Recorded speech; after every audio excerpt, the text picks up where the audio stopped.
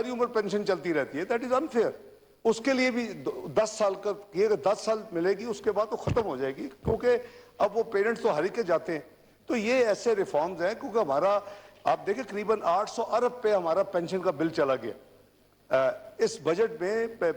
جناب اسپیکر 800 ارب بہت بڑی خطیر رقم ہے.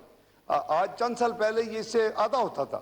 تو میں سمجھتا ہوں کہ اس کے لیے ہم نے ریفارم کی بھی کوشش کر رہے ہیں. تو کنٹریبیوٹری پینشن کا بھی ہم نے فنڈ بھی چھوٹا کریٹ کیا. اس کے طرف جانا پڑے گا ہمیں.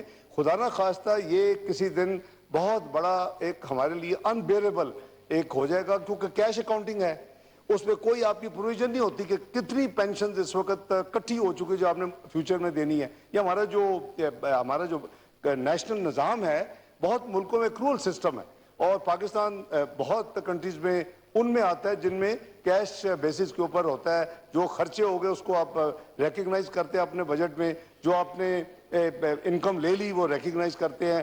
یہ نہیں ہے کہ انکم ارن کر لیا نہیں لی تو اس کو بھی ریکگنائز کرنا ہے, خرچے ہو چکا ہے پے نہیں کیا اس کو بھی, تو اس کو اکروول اکاؤنٹنگ کہتے ہیں. تو میں یہ گزارش کرتا ہوں کہ یہ ریفارمز میرا خیال ہے کہ ملک کی بہت شدید ضرورت تھی, اور ہم نے اس کی شروعات کی. اللہ کرے کہ ہم انشاءاللہ اس میں جو پینشن فنڈ ہے اس کو جتنی تیزی کے ساتھ ہم اپنے آپ کو پوزیشن کر لیں, تو کم از کم فیوچر کی جو بوجھ ہے جو مزید بڑھتا جا رہا ہے اس کو ہم مینیج کر لیں گے. بہت شکریہ. تھینک یو جناب. غوث بخش وزیر خزانہ اسحاق ڈار قومی اسمبلی میں اظہار خیال کر رہے تھے. انہوں نے کہا کہ جو سابقہ